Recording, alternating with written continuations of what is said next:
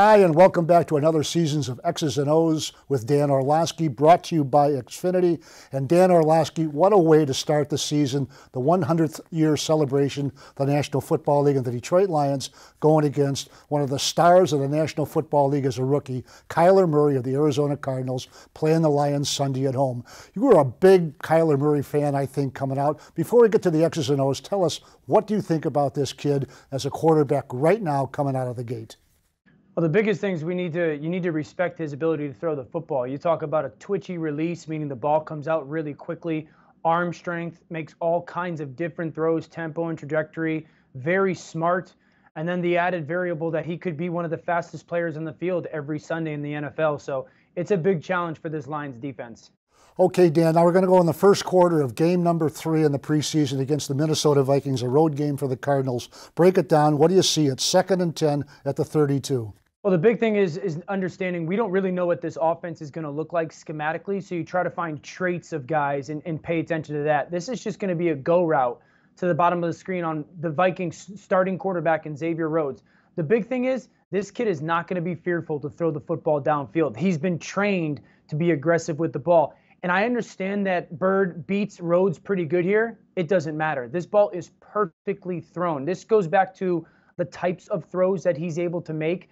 You watch how quickly he holds his eyes with the free safety and drops it or places the ball exactly where he needs to throw it. That's something the Lions need to go into this game with their defense and really their secondary, respecting how good of a thrower he is. Watch him hold the free safety here for a second, and then the ball gets up and down really quickly and it's thrown perfectly. This kid can throw the ball as good as many rookies that have come out into the National Football League in many years.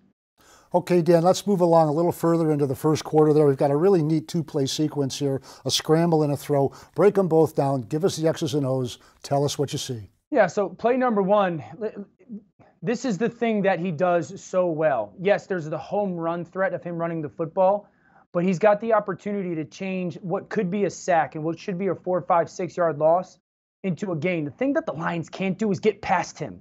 You can't rush past him and open up those running lanes. Now, the advantage the Lions have is the Patriots defensively are notorious good for this. You just want to keep this guy in the pocket. The Patriots would never rush past mobile quarterbacks. The Lions need to have that, and Matt Patricia needs to put this in and get these guys trained in a short period of time to rush like this. You do not want to get past him to open up throwing lanes. Quick, he's twitchy, and suddenly he could turn a 5 or 6 yard loss into a 5 or 6 yard gain. 5, 6, 7 of the plays like a game like that, those equal 30-plus yards. You can't do that. Now, this play is really important, Mike, because here's the thing. Again, trying to find traits for guys. Watch how quickly this ball gets out. The Vikings are showing a too-high safety. He understands coverage and who he needs to look at. There's a safety to the field that drops down, so he's got one-on-one coverage up top. Finds the matchup very quickly, a quick mind, and then that ball comes out of his hand super fast, and it's thrown the right way, right? This ball goes downfield, it is a completion. This is a great back shoulder throw on another starting cornerback for the Minnesota Vikings. You see him communicating to a receiver, a little bit of a hand signal, good eye discipline to see the safety, and then the decision. There's no wasted moments or motion in his throw, and that's a really important thing. So you can see he understands coverage. You can see he knows where he wants to get his matchup. But just how quickly the ball comes out of his hand stood out. And we'll close it out with one more in the second quarter. 1st and 10 at the midfield. He seems to have a connection with another rookie, Keyshawn Johnson. Break it down. Give us the X's and O's. Tell us what you see on this throw.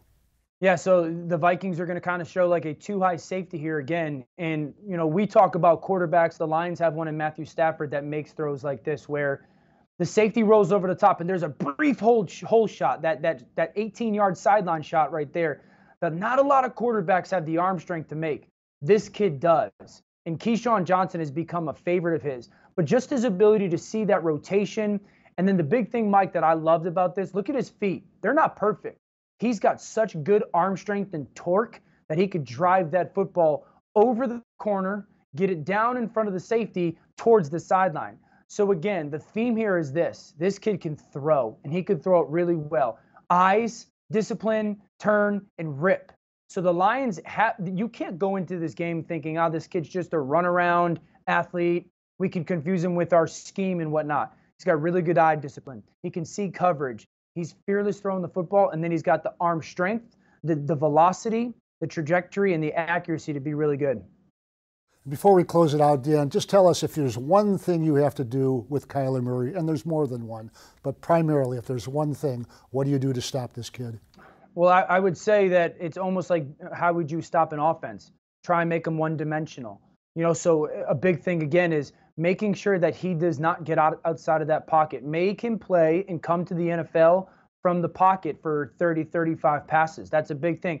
If you are going to blitz him, I would blitz him off his right side, force him to his left, and then spy him. And again, try to put as many bodies as you can in front of him, but do not allow him to be the dual threat quarterback or the dual threat weapon they want him to be. All right, Dan Orlovsky, that's a wrap for this week, and you fans out there, enjoy the game.